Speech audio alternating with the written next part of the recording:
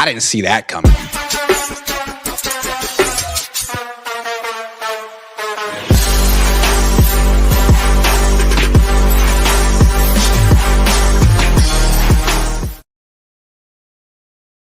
Wow. The 49ers just got the brakes beat off them 41-6. They didn't score a touchdown for the second game in a row against the Seahawks. And so you're talking about a season that was highly successful. They shouldn't have made it this far, yada, yada, yada.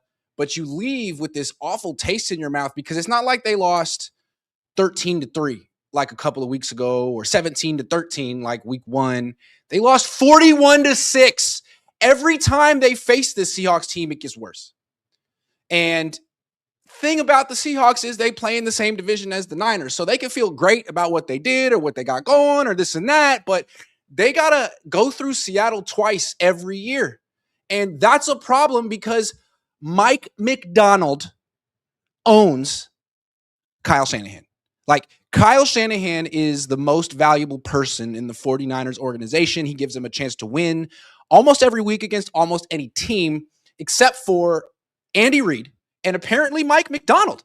I mean, the thing that was so interesting about this game, 6 points, it's not like the Seahawks had this overwhelming pass rush. They really didn't. They rushed 4. They tried to keep Purdy in the pocket, and they played this umbrella, two-shell, soft coverage, inviting you to check it down.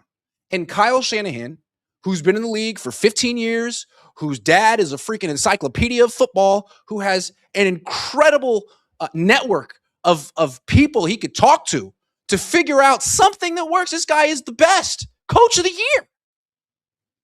He has no clue how to attack Seattle secondary. No clue. Maybe he'll figure it out this offseason because this isn't a rivalry. This is ownage. This is embarrassing. There is nothing and you knew, I mean, some of the calls he made, the second game in a row against the Seahawks, he called a double reverse flea flicker that did nothing.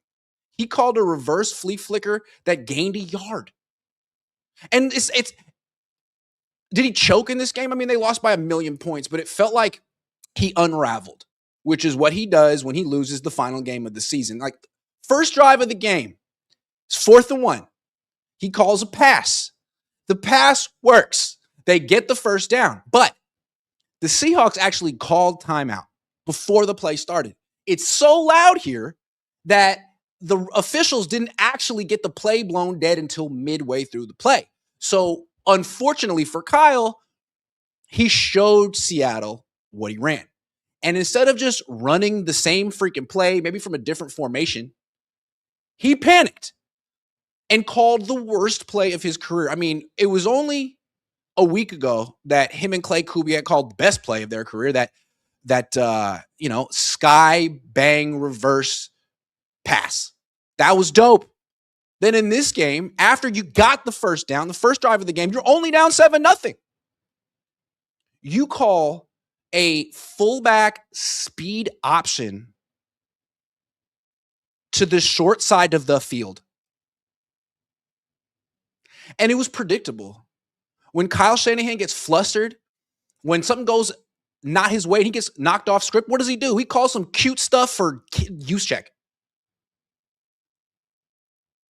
He calls some freaking gadget play. Dude, you have a good offense. Use check is not, I can't believe. Kyle really found something with that zone read for Brock Purdy. It worked every time he called it. So, of course, he didn't call it once in this game or last week or the week before. Like, it's discouraging that there is a coach who owns Kyle because Kyle's been here 9 years. And pretty much he's been able to put up big points against everyone. But last 4 games against Mike Macdonald, 17 points, 3 points, 6. Today was a huge step in the right direction for Kyle Shanahan. He doubled his point output. The only problem is that they haven't scored a touchdown in 2 games against Seattle. And yeah, they'll get Nick Bosa back and they'll get Fred Warner back, but they're not going to help the Niners score a touchdown. Like, they beat Seattle week 1 because their defense was good, not because of the offense. So why do we think they got to face this team twice next year? Why do we think Kyle Shanahan's going to put up 20? Who's scoring touchdowns against this? They can barely get to the red zone against this defense. This defense can shut down Kyle Shanahan's run game without loading the box or playing base defense. They can shut down the passing game without playing man-to-man coverage. So all of a sudden, Kyle Shanahan, who has all the ideas, who's always one step ahead, is out of ideas. Well, that's really terrifying because the 49ers are as good as he is. He's the ceiling and the floor of this team. He inspires the players. They believe that he has the answers. He doesn't have the answers against Seattle, who now runs this division. I mean, I picked the Seahawks because I thought Sam Darnold would give the game away. There was no possible way he could give the game away because the Niners can't score against Seattle. That really should have been my analysis. I feel like an idiot, but I can't be right all the time. It's not about me. But look,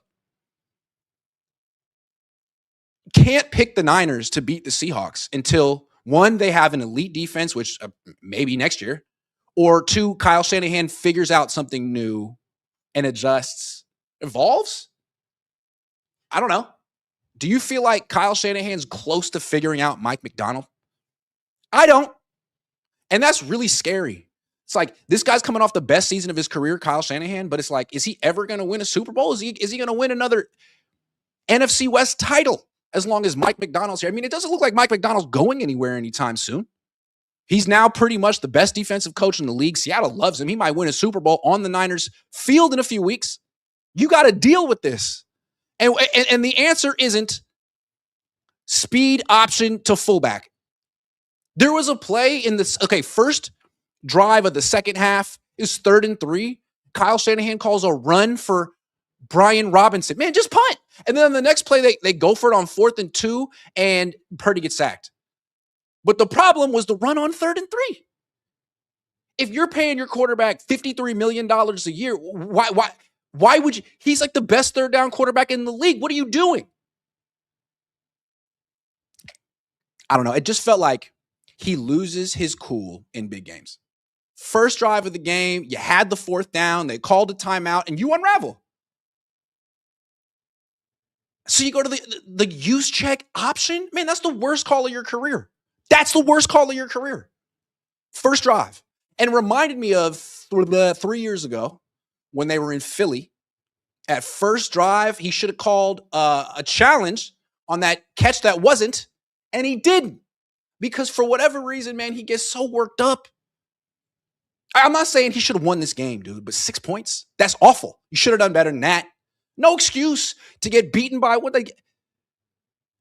35? You were playing Sam Darnold, and he's hurt.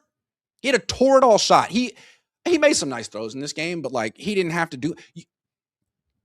Kyle Shanahan's a problem. He's a hell of a coach. He had a hell of a season.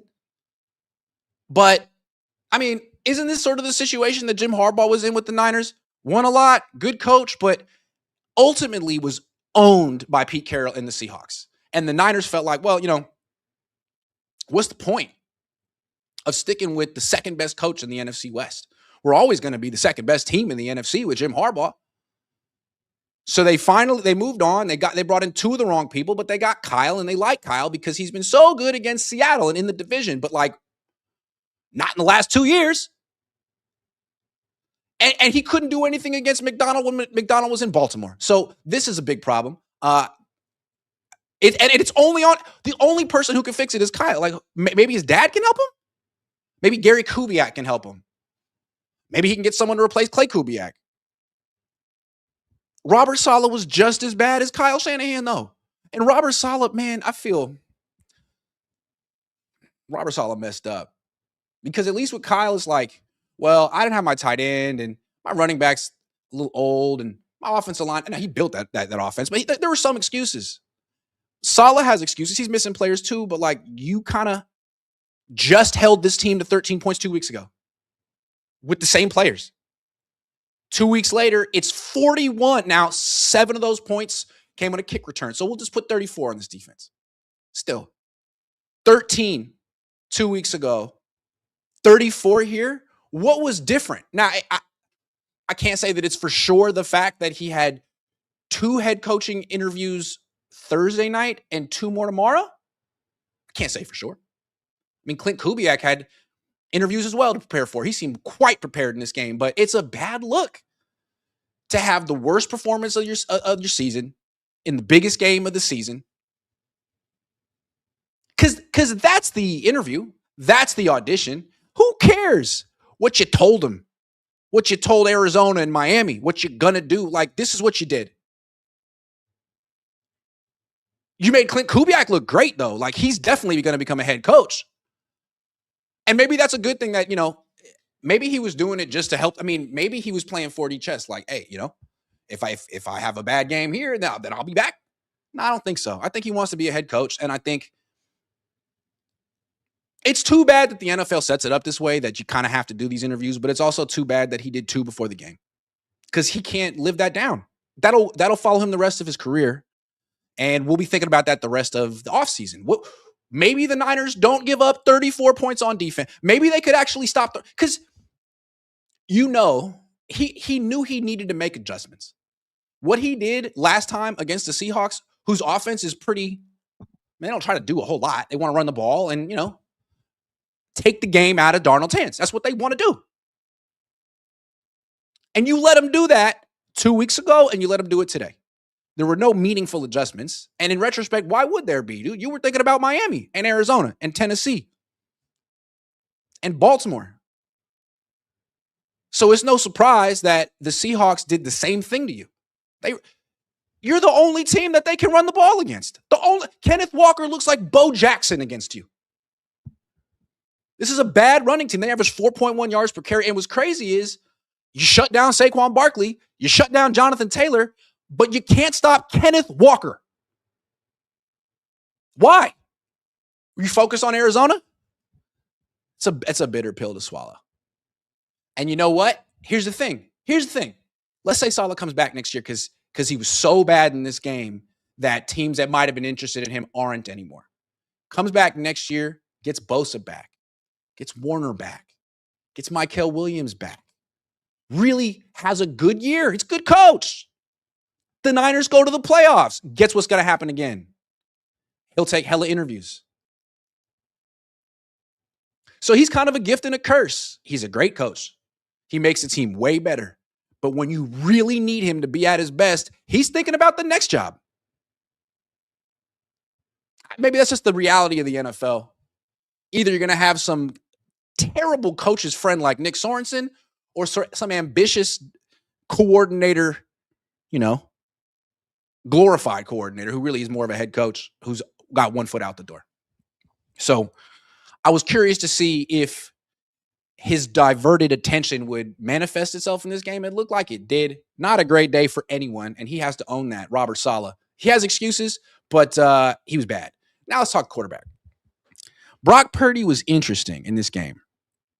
He made some really nice plays. He didn't have a lot of help. I mean, his wide receivers didn't do much. Kittle's out. Ton just got hurt. There's only so much Christian can do. I'll give him all that. Good player. It's just that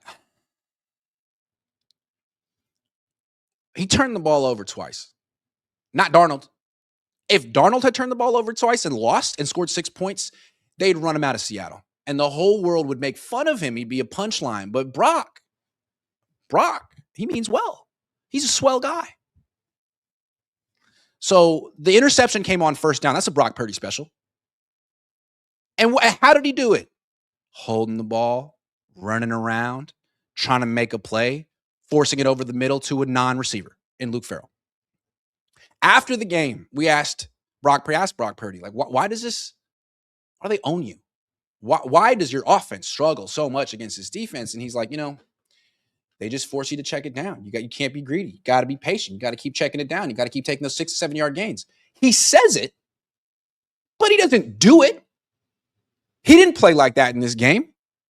He held the ball forever, spinning left, spinning right, backing up. Checkdowns were there. He didn't want them. He was greedy. He knows what you got to do against Seattle, but he won't do it. And then after the game, he'll say that he had to do it, but he didn't do it.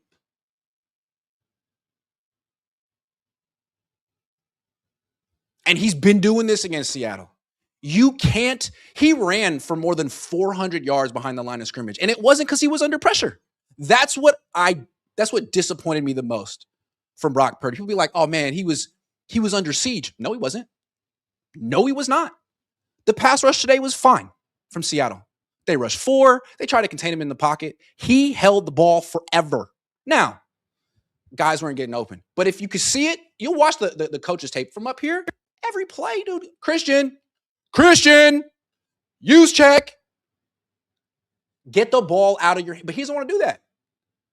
There's something about, I don't know, man, the Napoleonic complex of being the last pick or getting paid all that money and feeling like you got to make plays to prove it.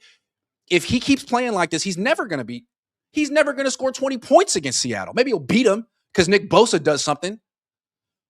But 2 turnovers, a bunch of running for nothing, no big plays. I mean, Kyle Shanahan is owned by Mike Macdonald, but so is Purdy. Macdonald has had Purdy's number since the first time he faced him. And it's not like Purdy's getting any better. 3 games against the Seahawks this year, 5 turnovers. That's unacceptable. You really think he's going to do better next time? You think he's going to check the ball down next? That's not how he plays. It's not how he plays. You know who plays like that? Mac Jones. But that's not sexy enough. That's not worth $53 million a year. You got to make plays. That's why they benched Mac Jones. That's why they paid Brock Purdy, because he can run around and make plays. Did that help him in this game? Got sacked, fumbled the ball. All that running around for nothing. Now, Mahomes did that in the Super Bowl against Tampa Bay because both of his starting offensive tackles were out and he literally was under siege. That wasn't the case today. McKivitz was out there. Trent Williams was out there. And he's still running around. Why? When he says after the game, you can't do that against this defense. They really force you to check it down. You can't get those big plays. You got to take those 6 or 7. So why are you holding the ball 4 seconds? Darnold faced this team 3 times and threw no picks in 3 games. Brock turned the ball over 5 times in 3 games. So who is the guy who's mistake prone?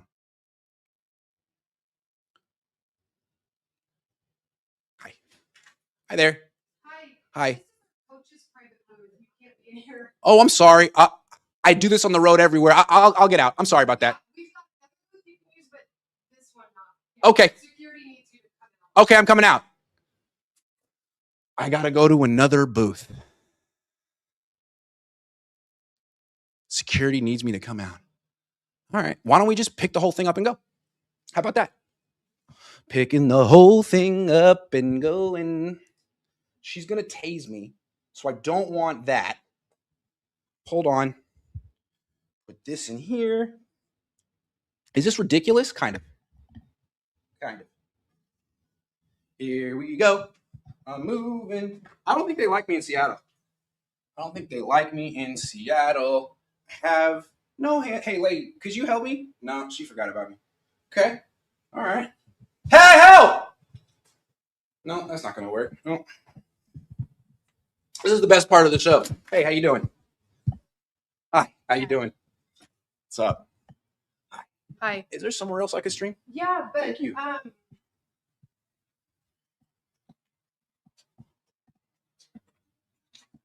mean, Just don't want to bother people who are writing. well, no, that's appreciated, but just can't go into coaches groups. Yeah, Right sorry here. about that. Thank you so much. I Yep. really appreciate it. Yeah, you got All it. right, take care. Oh, this is nice. People are so friendly in Seattle. It's really nice. I love it here. Everywhere in the country, they let me go to the coach's booth. They almost tased me. All right, here I am. How's it going, guys? I'm here, right? In this booth. This is the UK. Man, they almost... Okay, what am I going to do? Let's see. Is this still working? What's up, guys? I thought I played that off pretty well. I was courteous, but I stood my ground. I could have turned this off, but I was like, nah, man, the people need to see this. You see what I have to deal with? God, don't they know who I am? Don't they know? What was I saying about Brock Purdy? Oh, yeah, bench him, Give the job to Mac Jones.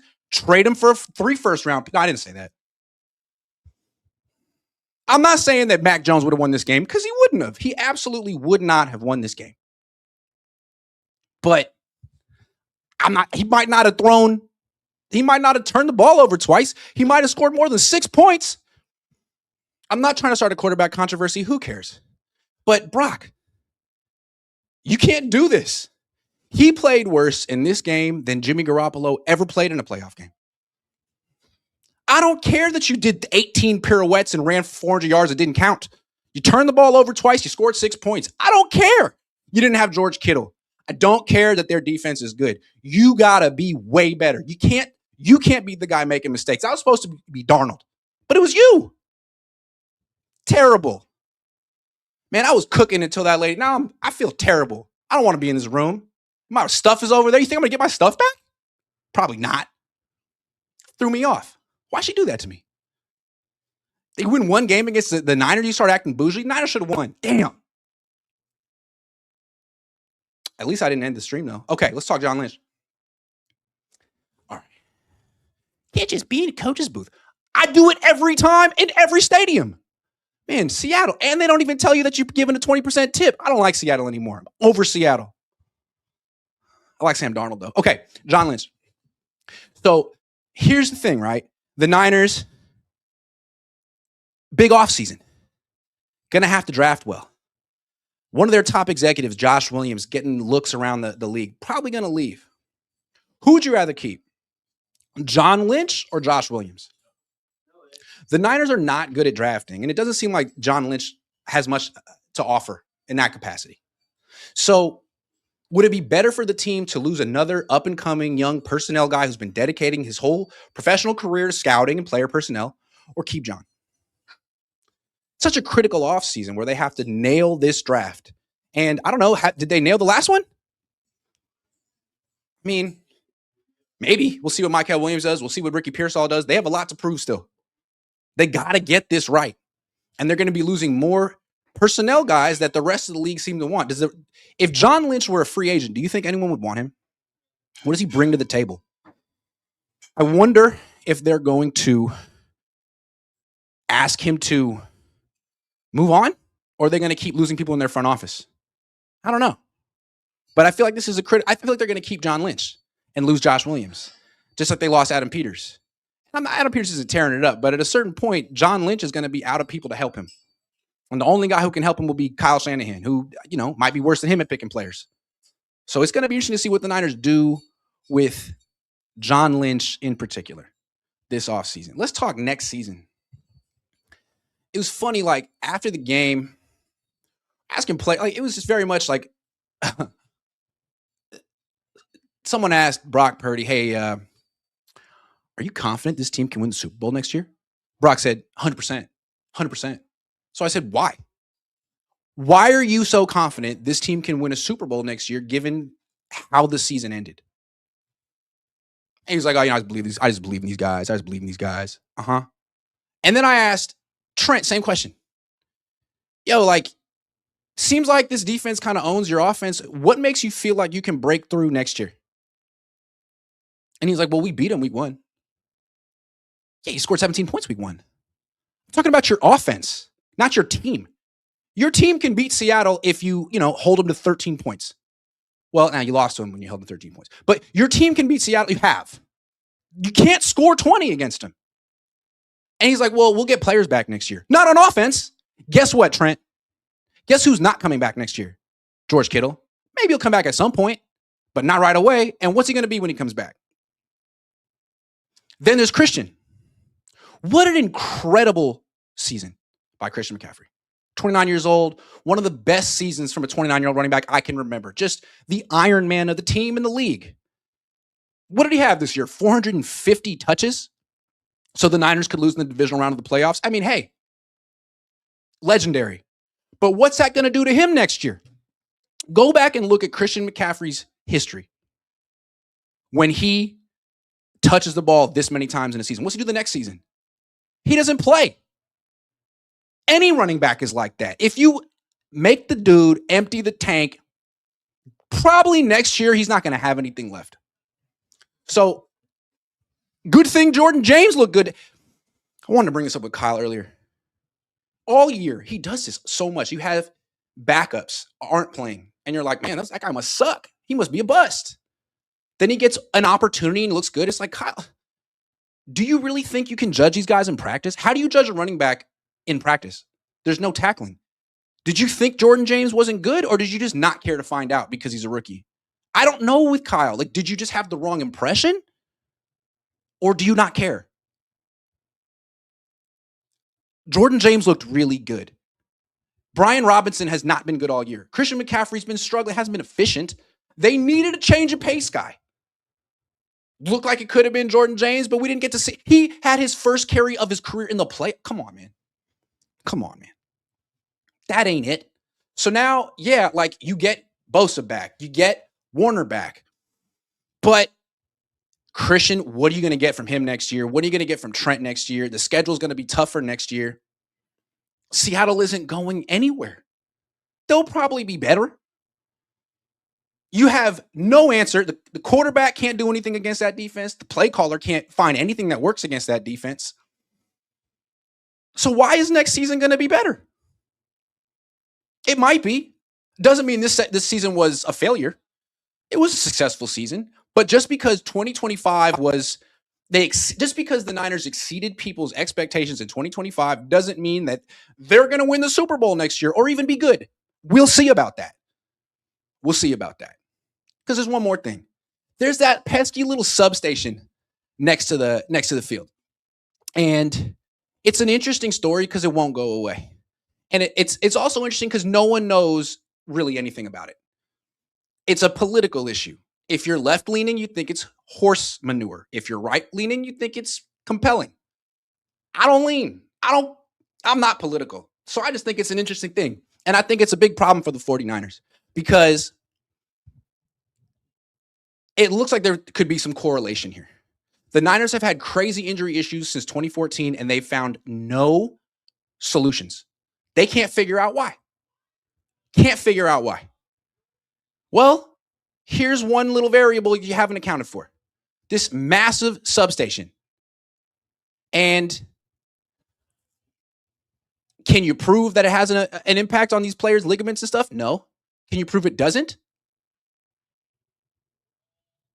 If there's 0.01% chance that it has an impact, do you want to take that risk? Or do you want to move your practice facility? Do you want to move the substation? How much would it cost? And I think what's interesting is I would feel like, hey, I don't want to risk it. I want to show my players, if I were the owner, hey, man, I will spare no expense and I will take no risks with your health. If there is, even if it's hocus pocus hooey, I don't care. I want to show you guys that I'll drop any amount of money to keep you healthy. I think that would resonate with isn't that why the Niners have grass? They always puff out their chest. Well, a lot of teams aren't willing to spend the extra expense to have grass and keep it up, but we are because we care about player safety. All right, great, man. Well, then get rid of the substation or move. Ton just went down tonight. Kittle went down last week. But they can't move it. You know why? They can't move the substation and they can't move the practice field because if they did, that would be acknowledging that it's a problem. And if they acknowledge that it's a problem, guess what happens next? Lawsuits from any player who was on the team the last 25 years or more. The substation's been there since 1988, so they can't move. What they have to do is ignore it and act like it's a bunch of nonsense. Meanwhile, every week another player goes down with some kind of soft tissue injury, so they can try to, influence the public and the fans and tell them it's no big deal, but what about when their own players are worried about this? What if George Kittle buys it? What if Nick Bosa buys it? Does Nick Bosa not seem like the kind of guy who would buy this, knowing what we know about his political leanings? Given how many times he's had ACL tears? If Bosa thinks it's a thing, if Kittle thinks it's a thing, then it's a thing that you got to address. God forbid someone asks him a question on the record about this. What are the Niners going to do? They're going to ignore it, and the injuries are probably going to keep piling up, and it's going to become a bigger and a bigger story. And it doesn't mean that the EMFs are the reason for this. It just means that they might be. And they can't prove that they're not. Can't prove that they are. There's just this, anecdotal evidence. Player after player after player. You think, hey, can't be too careful. Let's move. And yeah, but now you got lawsuits. So you're not moving. And most likely, look, I don't want to say that this is definitely contributing to the injuries, but if I were running the team that had the most injuries in the league year after year, I would definitely mess with stuff like this. There would be no stone unturned. Oh, there's a massive power plant next to our players. Maybe we'll move the players. And you know what? I will say one more thing. If this whole thing with the substation leads to the Niners moving back to San Francisco, then I'm all in with the conspiracy. They shouldn't be in Santa Clara. They shouldn't practice in Santa Clara. They shouldn't play in Santa Clara. They're not the Santa Clara 49ers. Santa Clara is a whole different. It's not San Francisco. It's 15 degrees warmer. It's basically Irvine. It's North Irvine, Santa Clara. They shouldn't be there. So if this forces them to go, you know what they should do? They should do a $3 billion renovation of Kezar. Wouldn't that be so freaking cool? Would it be convenient for anyone? No. Would it be feasible? Absolutely not. But that's what I want them to do. Go back to Kezar. That would be so freaking cool. You can't go back to Candlestick. You already built condos there. Oops. So I'm going to keep talking about this substation just to push my agenda of getting them back to San Francisco. I need to go check to see if I'm ever going to get my backpack back. That lady almost called the police on me, and I don't like it. In honor of her, I want to shout out AG1. In honor of the 49, in honor of this entire, they need a little bit, in honor of the substation. If you're going to be practicing next to a substation every day, chances are you're going to be a little bit deplenished. Is that a word? I don't know. But maybe they need some, extra health boost. And that's where AG1 comes in. There's no right time for better health. There's just now. AG1 is the easiest and most impactful habit you can implement this year. I use this every single day since they gave it to me this week. And you should too. By the way, AG1 now comes in original, citrus and berry, and tropical. Right now, my favorite is citrus, but experiment with the flavors. They're all delicious. We're talking about sustainable health here. It's about consistency, not perfection. Simplify your nutrition with AG1 multivitamin, pre and probiotics, superfood, and antioxidants in one scoop. AG1 has over 50,000 verified 5-star reviews and comes with a 90-day money-back guarantee. Go to drinkag1.com/Cohn to get their best offer. For a limited time only, get a free AG1 duffel bag and free AG1 welcome kit with your first subscription order. Only while supplies last. That's drinkag1.com/Cohn, drinkag1.com/Cohn. Have you ever seen someone pick up their laptop and move during a live stream? I think that was a first. I think I did that. I invented that. V. Strauss. My knees hurt. How did I end up on my knees after the game? This is rough. This is not unbecoming of an international superstar like me. V. Strauss says, hold Lynch responsible for having the audacity to cut juice and sign Luke Farrell. Bum, BT Dub. Sat on his tush at the trade deadline while Seattle got Shaheed, who delivered the gut punch. Fire Lynch. This is the breaking point. That's a good point. Seattle did something at the deadline. That guy gave him 7 points right off the bat. Niners did nothing. James Jurgen says, Grant, we've covered the same number of Super Bowl winners. This is true. James Jurgen says, won't be Seattle until BP13 contract is gone. Yeah. G.I. Jones says, Sam Darnold will win the Super Bowl before Shanahan. Correct. All day, every day, Kim says, Brock has the 7th largest contract in the whole league. He gets no pass at all. This team should have gotten into the end zone, $53 million per season for no touchdowns. Warner says, have a field day. You have content for the entire offseason. Do you think Ayuk would have made a difference? Purdy played well, in my opinion. Yeah, I think Ayuk would have made a difference. Their wide receivers were non-existent in this game. Aztec says, Kyle's mindset forged in 1994 as a kid. Back then, Bob McKittrick's forged O-lines out of no names. Niners collected vets like Pokemon cards, and drafts were not as important. Outside of Bryant Young, Dana Stupplefield, all picks scrubs. Okay.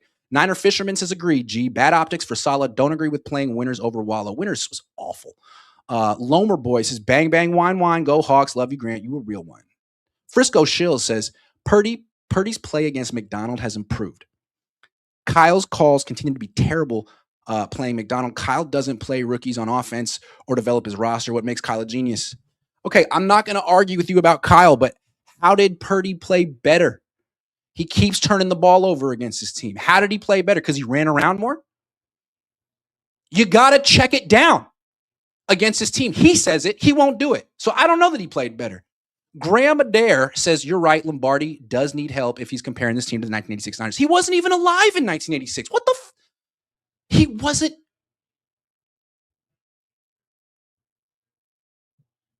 Altcoin Emperor says, special teams TD, Kyle's bad play call on 4th and 1.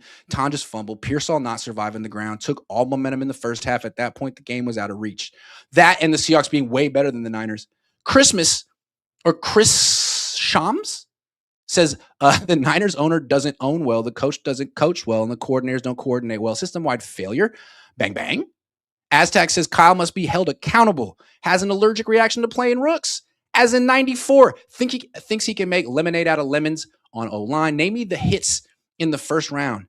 He is an arrogant fool. 49er Fisherman says, I see Sea Chicken fans on here talking ish after being in a hole for 10 years. Let me ask you, how does it feel to walk around soft with no heart? Man, they whipped the shit out of the Niners tonight, man. They're allowed to. Aztec says Eddie D would have left Kyle in Seattle. Kevin G. Wynn says, Coach Klein, Shanahan loses his playbook once again. Thanks to Coach Klein. Great season. Injury excuses, D. Saved all year in backups trash game. He is Coach Klein, right? We're going to fake the... No! We're going to fake the... We're going to pretend to fake. That is Kyle Shanahan when he loses. He pretends to fake. David Trinidad says, on a scale of 1 to 10, how entertained were you by Pinero's opening kick leg sweep attempt? That was hilarious. Graham Adair says, still can't believe the Niners brought back Kyle useless after cutting him last offseason. They better not re-sign Jennings. He's washed. Better not. Better work something out with Brandon Ayuk real fast. Aztec says, damn, Grant even getting bounced in Seattle. I know, man. That was crazy. I think it was Karen. I got Karenized. That was messed up. Niner Fisherman says, bro, of course in Seattle you have to move. Yet in any stadium you go, it's not a problem. That lady is an ass like the rest of that crappy city. I thought she was rude. I'm not hurting anyone's feelings. I'm not. No other place in the league do they do that. And she made me give her a 20% tip. N.A. Boob says, Grant changing venue during a live season. At least Grant can adjust better than Kyle. Yeah, I had to adjust on the fly. I did. Pretty inspirational stuff. Aztec says, Grant, that Karen counter put gray in your beard. Might I suggest just for men wipes that gray right out. Clip those nose hairs too. Oh. Ooh, yeah, says Cohn, biggest hypocrite ever. Y'all get mad when Purdy checks down. Now you want him to. What do you expect when he's got no one to throw to? Damon Bruce is better than Trash Cohn. Retire like your dad. Oh, yeah, you're having a bad night and I'm having a great time. And I got 6,800 people watching me and you don't. But thanks for $10, man. I really do appreciate it. And you know what? I'll be that. I'm the biggest hypocrite ever. I'll be that. AJCGAR says, worse than any Jimmy playoff performance is ridiculous. Jimmy would have had me shuddering anytime he'd pass out of camera's view. Yeah, man. Jimmy can't run around for 400 yards before turning the ball over twice. It was much more exciting the way Brock Purdy had a 52. What was his pass rating? 54.6. It was a very exciting 140 yards on 27 attempts and 400 yards it didn't count. I thought it was great. It was entertaining. And this is entertainment at the end of the day. CM Top Flight says, time for Lyle to step down just like Tomlin did with the Steelers. Do us a favor. Yeah, man. Go coach the Bills.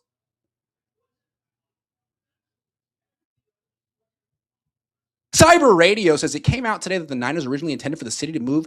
The substation cost $20 million, though. Oops.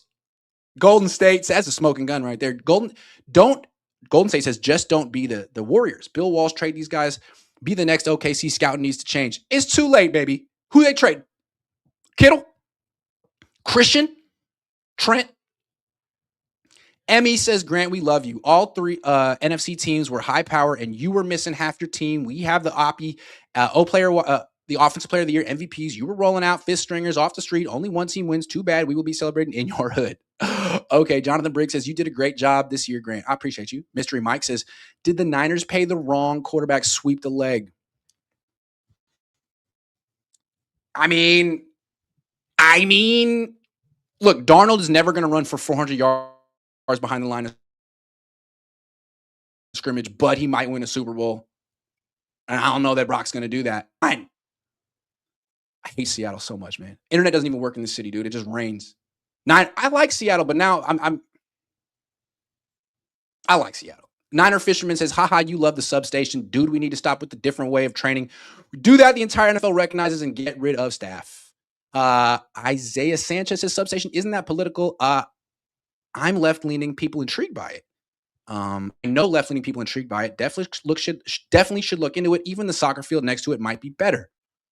Okay. N.A. Boob says, yes, bring back home to SF, LOL North Irvine. If you live in Santa Clara and you're offended by that, I was joking.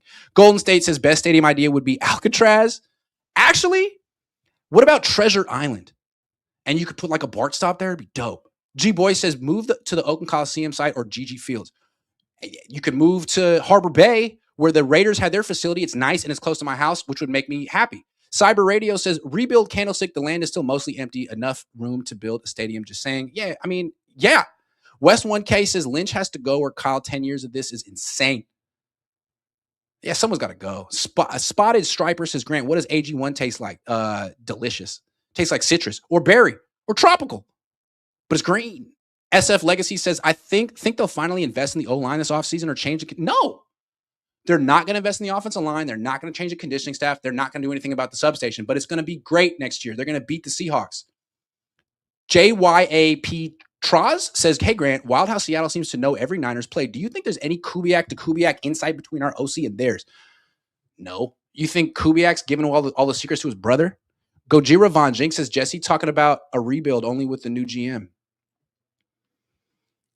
Yeah, only with the new GM. Seven Dennis says, what are you eating before leaving Seattle? I don't know, man. It's already 10:24. I'm not getting out of here until midnight, earliest. Everything's closed in this freaking city. I'm down on Seattle in general. Probably going to DoorDash Pizza Hut. But I'm not leaving until late tomorrow, so I have an opportunity. Ruben Bocanegra says, hate being a poor sport, but I am. Advice is for not crashing out on someone in the city or town, LOL lurking. Huh? Don't crash out. Jawaner says, your thoughts on MVP Superman Josh Allen not being able to carry his team to a win? I mean, he put up 30. It's not like he put up 6 and turned the ball. He turned the ball over like 5 times or something. But it's not like he put up 6 points. I mean, that would have been embarrassing. Juleg says, Hawks fan here, like your content, keep up the work. Thank you. Nathan AB says, who can the Niners target this offseason? I don't know, man. I'm still trying to process this loss. I'm just thinking about this game. I'm just trying to process this loss. I don't know. It's a tough one. Man. Prize Picks, baby. I'm still thrown off by that Karen. What did I do though? It's all right though. I'm having a great show. I hear Larry over there yelling and stuff. Is he having a better show than me? I feel like I'm having a better show than Larry. But I don't know because he might be having a great show. In fact, it's probably the best. Damn. No, I think he's having a better show than me. No, impossible. Okay, Prize Picks. Houston at New England. Who's going to win? I felt like it was going to be Houston, but now I'm going to go against my instincts because I picked the Niners. So I'm going to say New England. I feel like Drake May would be a good story for. He's a good quarterback. He's better than CJ Stroud. And I feel like even though he hasn't really beaten a good team this year, he's going to beat the Texans because I said so. Love that pick. So much conviction. Okay.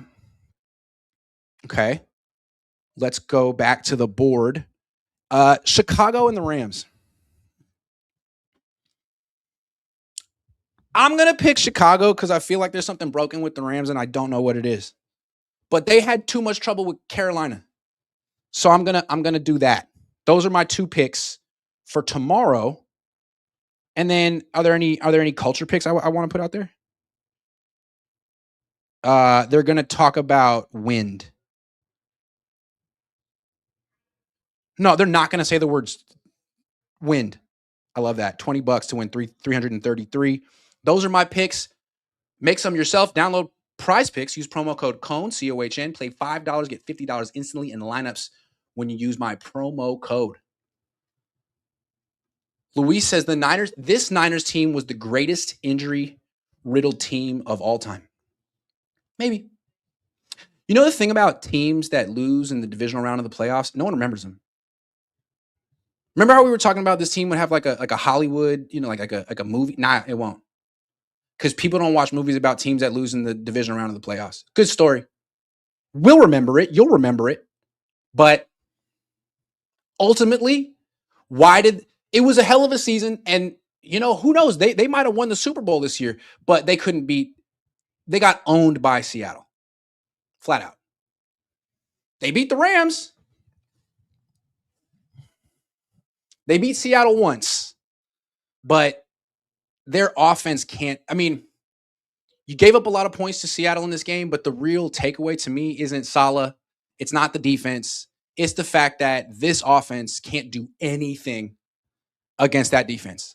And what's going to make you feel like they can do something next year? When Christian's a year older, when Trent's a year older, when George isn't there, when Brock's running around. Running around isn't helping. When Mac's not on this team anymore, maybe Ricky Pearsall stays healthy and goes absolutely crazy in his third year. I actually think he's a good player. I think he was balling this year when he was healthy. He injured his PCL week 4. He could have shut it down. Most players would. He tried to be tough, and in the process, developed a reputation for being fragile. So I don't know. Maybe he is fragile. I don't know if he can play 17 games and not get hurt the way Christian did this year, but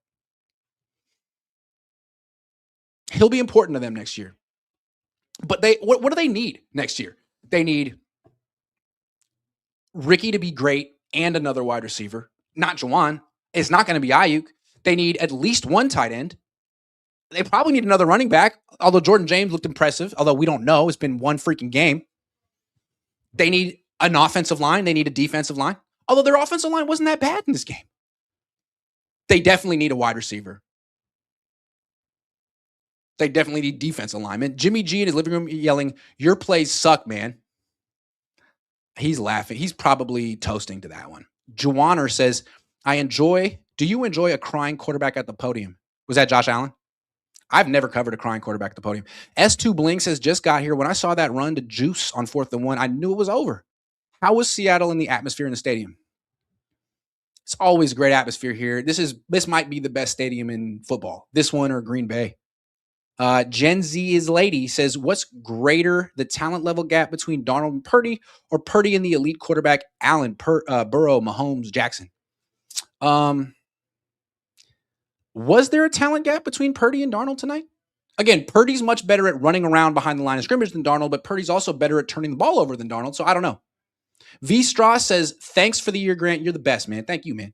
Christopher Dillman says, Niners need to pull a Ricky Williams trade with the Raiders and get Fernando. Sing it, Grant. Fernando. Trade Brock for the number 1 pick. Think the Raiders would do that? I don't. How about that? How about that? All right, guys. I need to go find my backpack and make sure that I can get home. My passport's in there, and then I'll make my grades. So, not the show I wanted. I got a little flustered, but I feel like I did better than the Niners tonight, and there's something to be said for that. Oh, that's a low bar.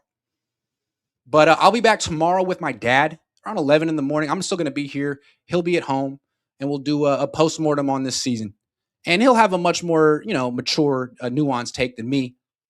Although I feel like I was good at passing around the blame. I didn't put it on any one person. Brock owns it. Kyle owns it. Saleh owns it. Lynch owns it. The Yorks own it. The substation owns it. I own it. All right, guys. I'm out. Stay tuned. Grades will be up in an hour. Thanks for watching. I'm going to give a lot of A's. I'm pretty sure.